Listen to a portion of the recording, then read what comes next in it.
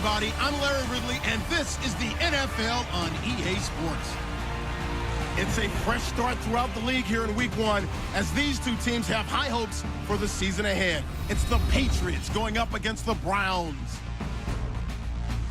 With that, let's call in our commentators, Brandon Godden and Charles Davis, with this opening week matchup.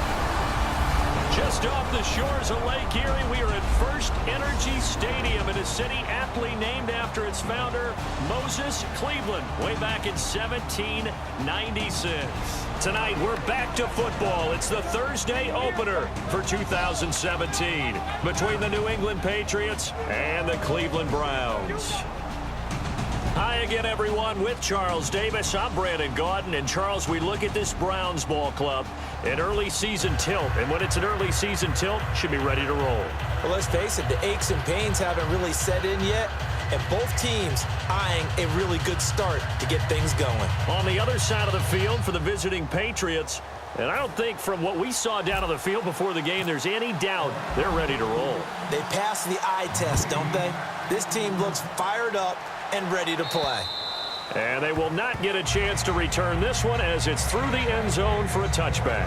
So here come the Patriots getting ready on offense. And they're led out by a guy who learned from one of the great ones in his first few years in Tom Brady. This is Jimmy Garoppolo. When you're back up to one of the all-time great players, if you don't spend time picking that guy's brain or just watching and observing how he does things to increase your game, then you've wasted that time.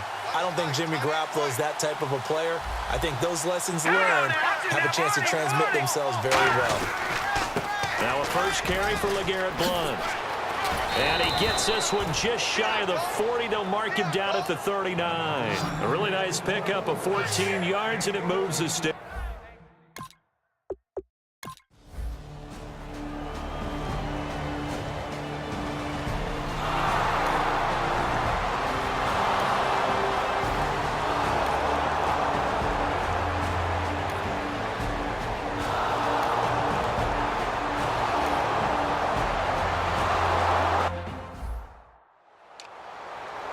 Now Stephen Gostkowski on for the extra point.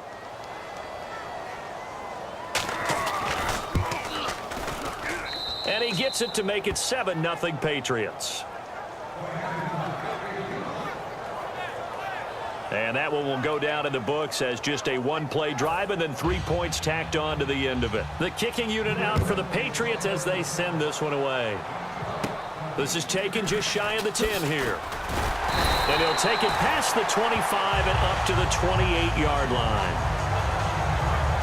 So here come the Browns for their first drive on offense. And out will come the leader of this offense, and that, of course, is their signal caller.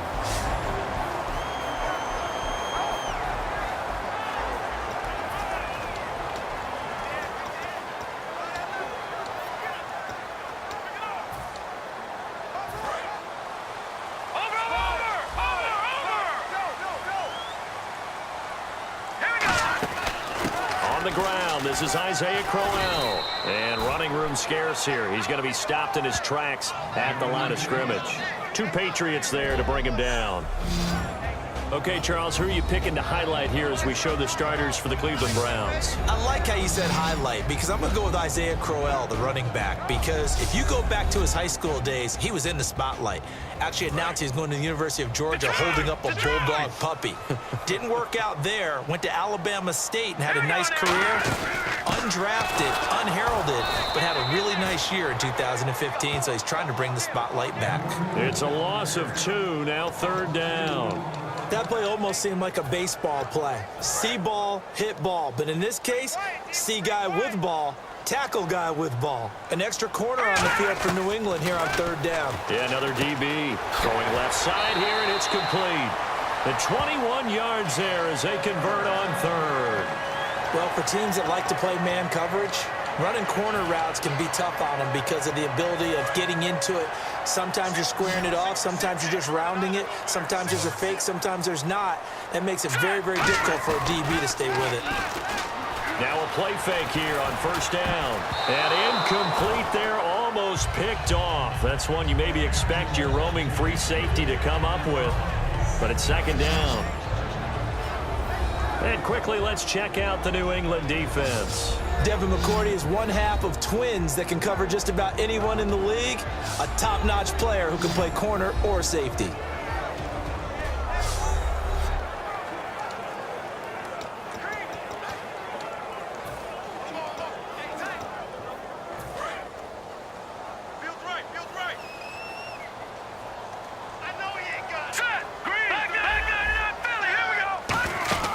They'll run it now out of the gun. And taking it across midfield and inside the 45. It's a 10-yard pickup, and it moves the chains.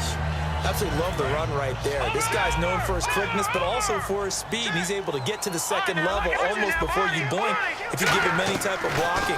Always talk about slot receivers, and they're usually known as quicker than fast.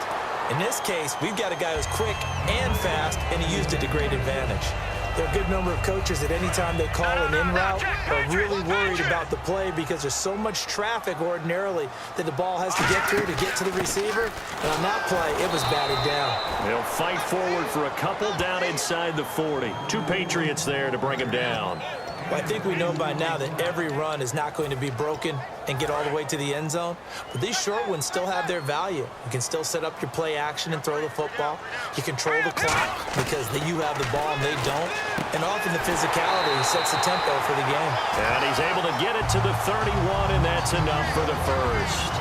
Well, we always hear about the connections some quarterbacks have with certain receivers. I think this guy has a connection with just about everyone. Didn't mind throwing it in there against double coverage to him. Shows some confidence, supreme confidence. Big-time confidence that he would make the play for him, and he did. And the connection made to Terrell Pryor. 11 yards for number 11. I know many people like to throw to the tight end, maybe in a little flexed-out position because he creates mismatches with his size. The slot receivers do the same thing with their quickness, their speed, and their route-running savvy. Oh, the ball comes out on the hit, but they'll say it's incomplete. The tight end, Gary Barnidge, the intended receiver. And that'll bring up second down. Not too many things get to a quarterback of this magnitude, but I think it's safe to say that pressure can get to any quarterback. Now, he's obviously a great franchise quarterback, but felt the pressure, threw it incomplete. Now it's Crowell, and able to push his way forward here for a good little gain. Give him 5 on the carry there, and it'll set up a third down. And there's a run to be happy with. Good, solid yardage. He'll take that anytime you hand the ball to a back. And a really long drive here, and it goes on and on. 3rd and 5, so they bring in an extra defensive back. An expecting pass. Back to throw here. Pryor has it complete. And he'll get it here to the 10-yard line. It's a gain of 5 on the play, and it'll be 4th down. So much about offense is what you call hidden yardage. You know, you throw the ball to someone, they catch it, and then they can make a big play. You know, they create a play, run after catch. They did a really nice job here of limiting that and keeping them from a first down. Yeah, stopped him in his tracks. He only needed a few inches. He didn't even get that. And the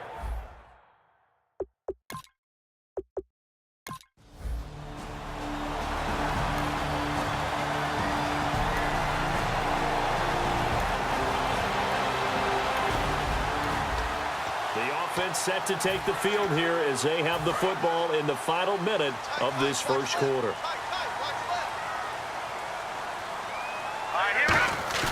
They go play action here on first down. And the tip there altered the ball flight, and it falls incomplete. It'll be second down. Well, we're not playing 3 yards in a cloud of dust football anymore. I kind of get why those old school coaches sometimes didn't want to throw the football. Because if it's popped up in the air, it almost turns into slow motion. And both sides trying to get to the football, and you're holding your breath wondering whether it's going to go good or bad for your team. When the hitch route is run really well, that jab step off the line of scrimmage by the receiver, which is designed to back up the defender and give him a little bit of space, all you want there, get that space, catch the football, and then make a move and pick up extra yardage. And that's exactly what he got done now. And he is into the end zone. Touchdown, Cleveland. Corey Coleman, 25 yards for the touchdown.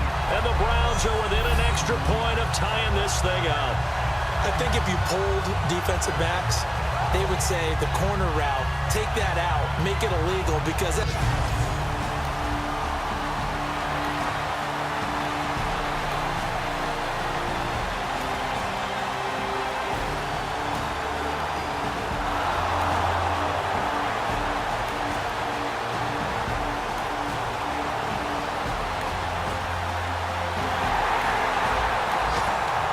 this offense will head back out there. Already an excellent field position thanks to the interception. Here's a play fake as they set up to throw. Trying to lay one up deep. And incomplete. He dropped it in the end zone. Josh Gordon, the intended receiver. That'll bring up second down. And when all else fails as a defender, when you're not there in the coverage, your best friend is exactly what we saw there. A big play shot taken by the offense. Unfortunately, it ended in a big drop. They'll run it now out of the gun. And he is met at the line of scrimmage, and he goes down right there. No gain on that one as it brings up a 3rd and 10. Defense able to get there, swarm to the football. Zilch, 0 nada there for the offense, Charles. Yeah, it really was an example of good team defense, wasn't it? Everyone handled their responsibilities, and they held them to no gain. They'll set up to throw. Gets it to Gordon. And he gets this one all the way down inside the 15. That one goes for 29 yards on 3rd down. He's such a good route runner. Shows it there on 3rd down. Very proficient and a good pass. And you know what I've observed over the years in the NFL? The better a route runner you are, the more confidence your guy's going to have in you to go to you in important times because he can trust you being in the right spot. And they connected there and picked up a 1st down. A gain of 3, 2nd down. Well, so many times we look at a short run and we praise the offense for trying to set the tempo and establish things, but the defensive guys, hey, they just won the battle there. It wasn't a big run given up. They don't always have to absorb the body. And he is into the end zone. Touchdown, Cleveland. Isaiah Crowell, a 10-yard touchdown run. And the Browns were able to cash in for 6. Solid job up front. Really just a solid job all the way around to get that one in. That was well executed, wasn't it? Well blocked, well run. End result, 6 points. Touchdown.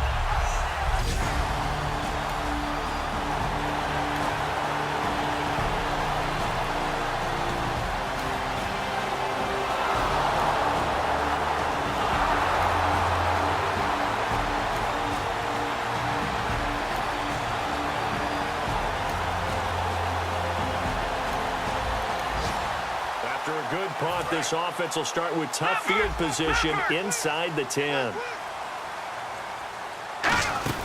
They begin with a run by Crowell. And they'll get him down up past the 15. They pick up 12 on the play there, and they move the chains.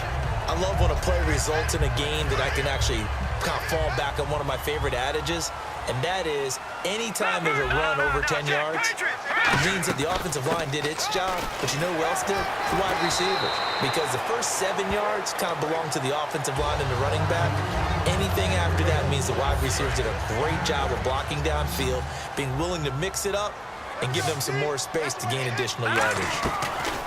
Now a shotgun snap as they'll look to throw. Surveying the field. Over the middle, the catch by Coleman. And he's brought down after a good gain. Well, we know he's got the speed there. He needed the speed and the hands. A great catch. And because of that speed, you have to respect it as a defender. So you have to either play off or make sure you're somehow in contact with him. And he's able to do exactly what you said. Use the speed to his advantage and go up and get the football. That's a big-time play right there. 2 minutes remain here in the first half. More from Cleveland after this.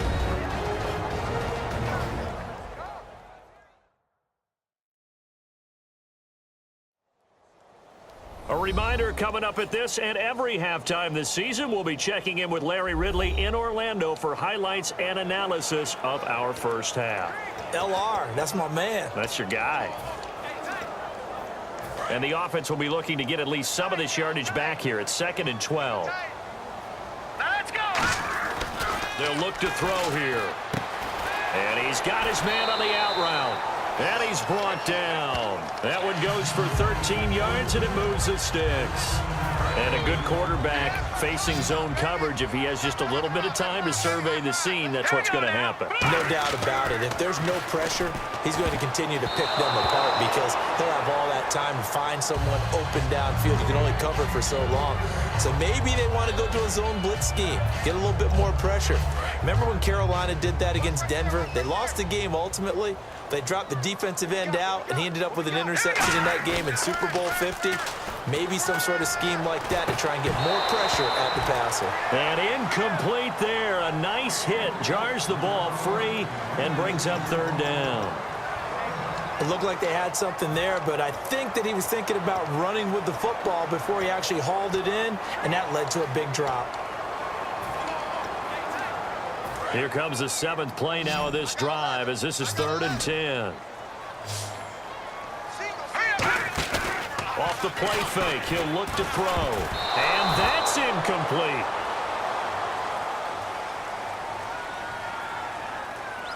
Holding offense.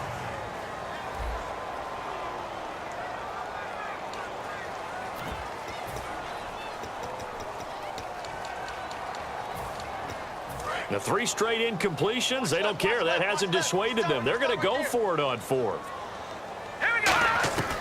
They'll look to throw again. And he comes back with one complete.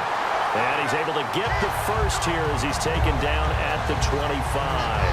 Brandon, I have one word for you after that completion for a first down. Lucky? Analytics. Well, the analytics say you punt the football there. So we're changing to analytics as we go, right? What a big-time play for them, and really took a big-time chance. Yeah, big-time first half chance. If you're running out route, it's likely you're going to end up near the sideline. And what did we just see there? Toe tap. You got it. The benefits of practice. Toe tapping, foot dragging, picking it up, and making sure it was a catch. And no escaping this time as he'll go down. They got him for a sack. Now hold everything here. We're going to get a timeout by the offense. It's just their first, so they'll have 2 remaining here before we get to halftime. They're going to look to throw. And incomplete. The contact made the ball roam free and brings up 4th down. On now, it's Blair Walsh as he'll try the field goal here. This a 43-yard attempt. We know it's not an easy job to go out and catch passes when people are trying to tackle you and knock the ball away. But the bottom line is... And we drop you into the start of this next possession. The score, 7-0.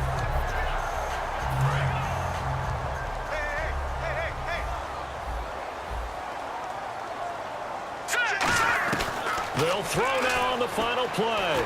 Finding time. He's going to float this one deep right side. And this one is incomplete. So we have reached halftime here in the Thursday night opener as we send you down to our EA Sports Studios in Orlando where we find our man Larry Ridley with our halftime report. Thanks, Brandon, and welcome to our EA Halftime Report. I'm Larry Ridley. The Browns are up right now and are looking to keep up the pressure moving forward. The Patriots won't panic either. They know they just need to take it one play at a time. All right, let's roll those moving pictures. Browns with the ball late in the first. The catch is made after a quick pass, and that's a house call. We're brand new at 7. Browns lined up at the 10. He stays up the middle on the run, and he'll take it in for the touch. That puts them up by a touchdown. Midway through the second quarter, Coleman's able to haul in the contested pass, and he'll end up picking up 23 yards on the play. Browns would not capitalize, missing the field goal. So that'll do it for us at the EA Sports Studio. We're going back under the lights for the second half of this Thursday night matchup. And a fair catch signaled for and taken successfully. Now here's the signal caller getting ready to lead this offense again. And they must have seen something leading up to this one that said, hey, we're going to be able to go deep because they've gone deep with a lot of success. And pick your phrase, pick your code words, your buzzwords, whatever, vertical stretch, deep passes, go routes, right? What's that route you love? What's that route you love? 4 verts. 4 verts. All of it working because they're able to find ways to get deep and for him to...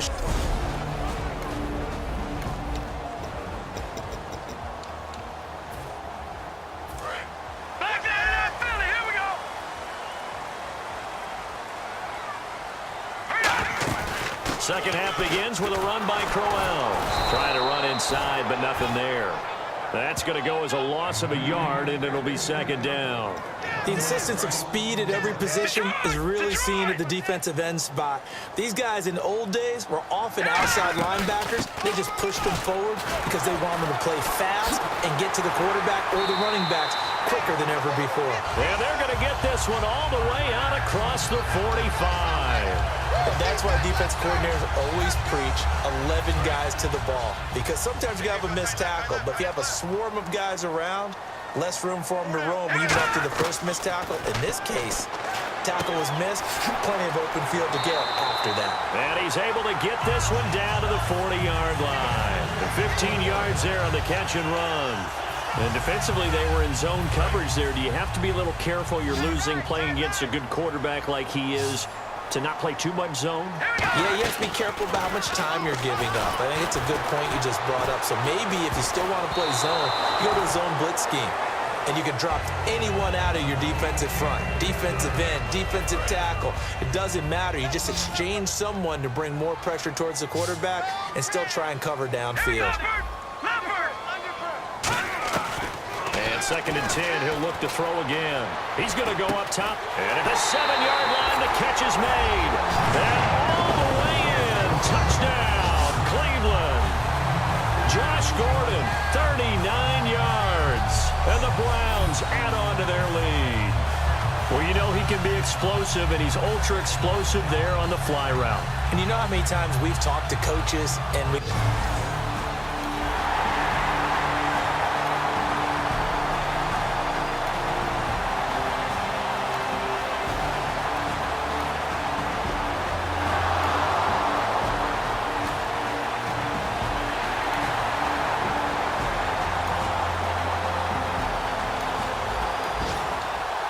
Drop you into the start of this next possession. The score, 7-0.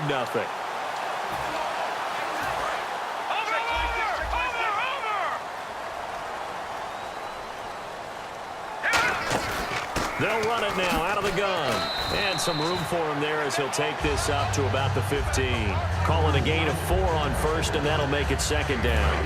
Not a run that you're going to write home about, but still a good first down run. That's what an offense calls staying on schedule.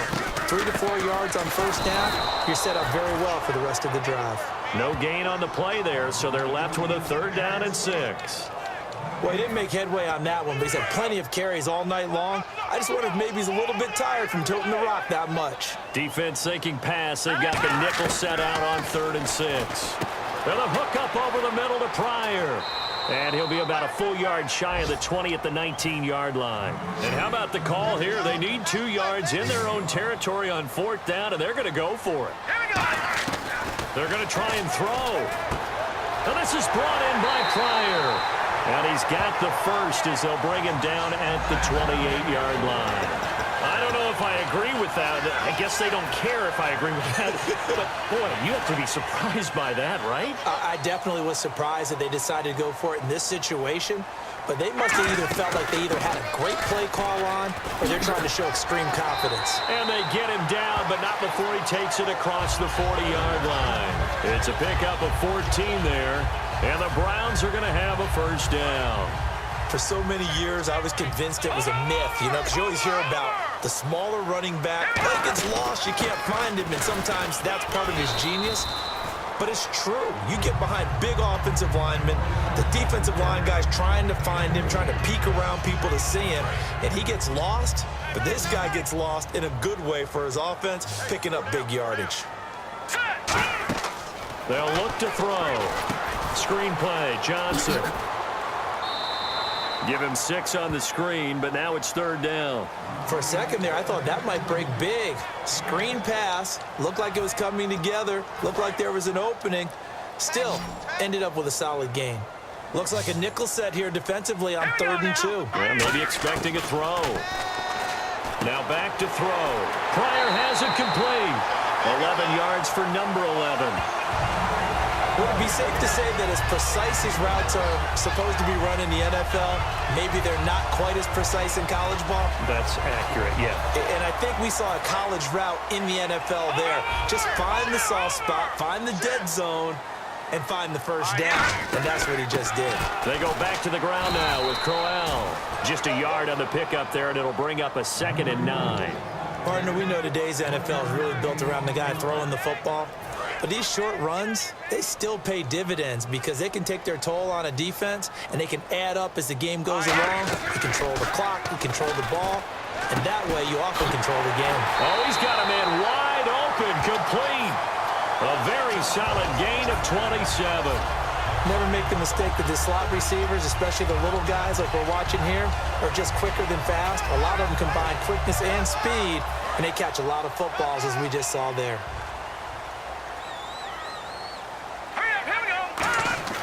On first down, he'll drop to throw. And this one's incomplete. Trey Burton, the one he was looking for. And now it's 2nd down.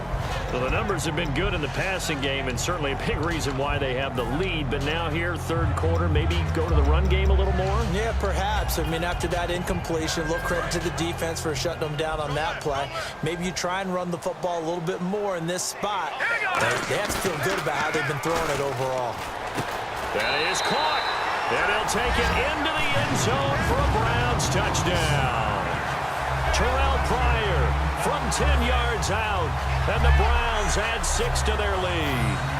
As a former DB, you might not like to see that, but from a wide receiver's perspective, those are the plays they dream of. Correct on both counts.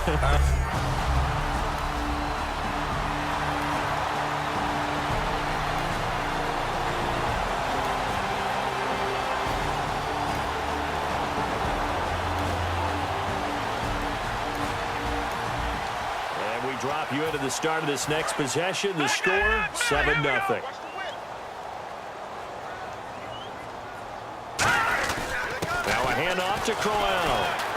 And he'll be taken down, but not before he gets into enemy territory. 10 yards on the pickup there. And it'll give the Browns a first down. So they pick up the first down after the run, and now they approach for the fresh set. When a coaching staff sees their team run the ball this successfully in the 4th quarter, they're really excited because you can plan for a running game all you want and want to press that advantage when you get it.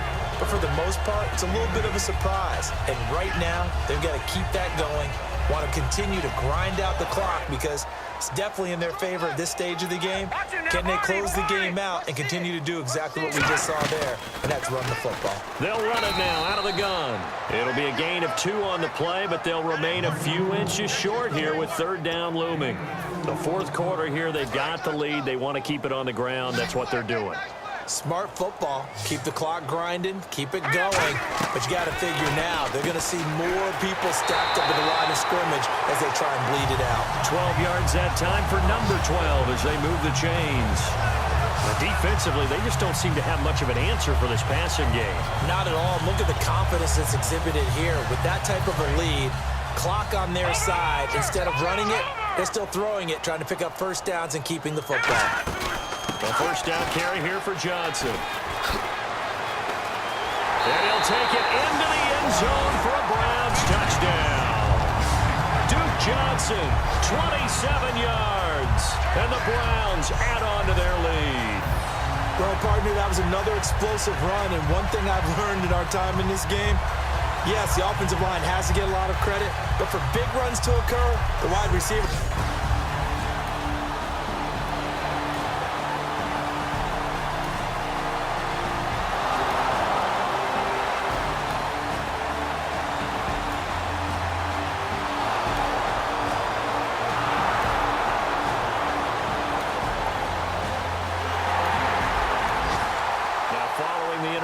This offense will get another shot at it as they'll quickly head back onto the field. All right, now, lucky 56. Lucky 56. Here we go. They'll run it now out of the gun. And the hole closes quickly there. He gets maybe a couple up to the 38. Markevius Mingo in that time on the tackle. And after the play on the ground, that brings up 2nd down here. That's a good play by the guys on the defensive side of the ball. Held him to a gain of 2. And that changes the playbook a little bit now for the guy calling plays. 2nd and 8. Now he's got to probably think about going to the air instead of maybe staying with the ground game. And on the outside, they're playing press coverage. An extra defensive back in the game now here for 3rd and 4. They'll set up to throw. And Barnidge has it on the right side. It goes as a gain of 8 and it moves the chains. Partner, it's a lot of fun watching the NFL now, isn't it? Because when the big fella runs routes, it used to be when we were kids, he'd run about 3 different routes, and that was it. Now he can run anything and catch the balls we just saw there.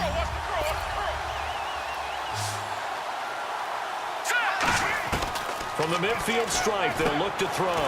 And this one brought in by Barnidge. Give him 9 there on the first down completion. Seeing that play and understand just how tough it is to cover tight ends, especially the ones running around the NFL nowadays, makes me glad I didn't make it in that league. I would have had a really difficult time. But now you get to sit up here with me. Yeah, and that's fun, isn't it? What a really nice game right there on first down for them. Brings up a nice second down for them. Just 4 yards on the pickup, but that's good enough to extend the drive.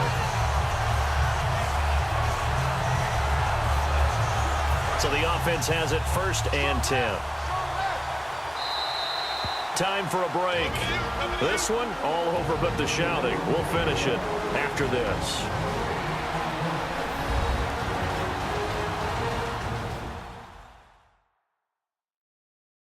So the Browns in possession of the football here as we get you reset. And they have just about put this one on ice as they've got it here 1st and 10. 1st down and 10 now for the offensive group.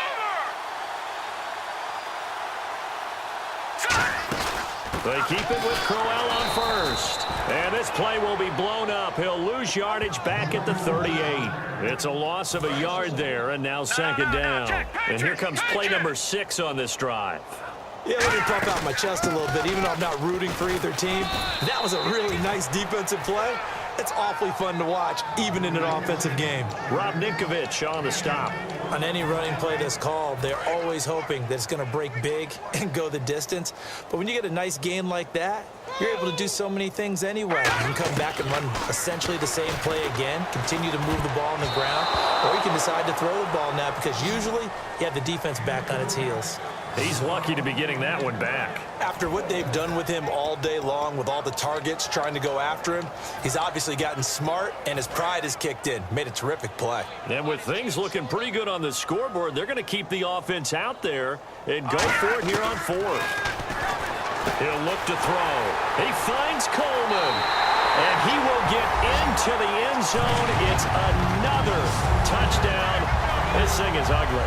And now we've hit that stage of the game, partner, where one of our predecessors, one of the great commentators of all time, he used to sing in this situation when this game appeared to be over.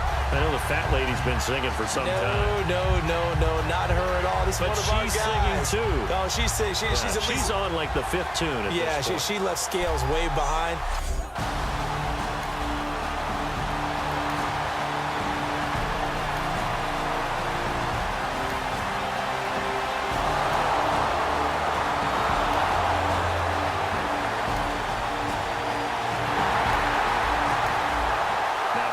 Interception. This offense will get another shot at it as they'll quickly head back onto the field. Looking to jam the receivers at the line here. Press coverage look defensively. They'll run it now out of the gun. And he'll go down right at the 30-yard line. And give him 4 yards there. It'll be 2nd and 6. It'd be hard to say that a defense wouldn't be ready for a first down run. And when you can gain that kind of yardage against a defense that's really kind of geared to stop that play, your confidence has to rise, and now you've actually opened up your playbook. If you want to throw the ball now for play action, you're good to go. And that's a nice pickup of a first down on that 2nd down run. And at that yardage gained, they can run that play on any down.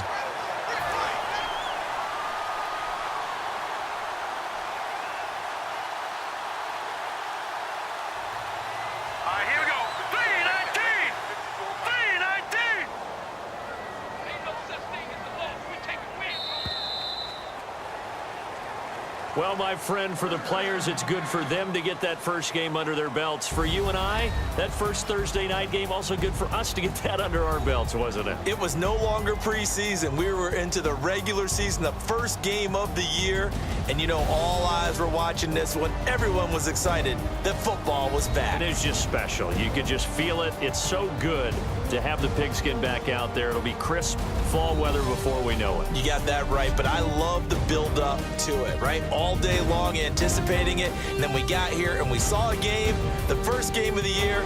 Let's keep going.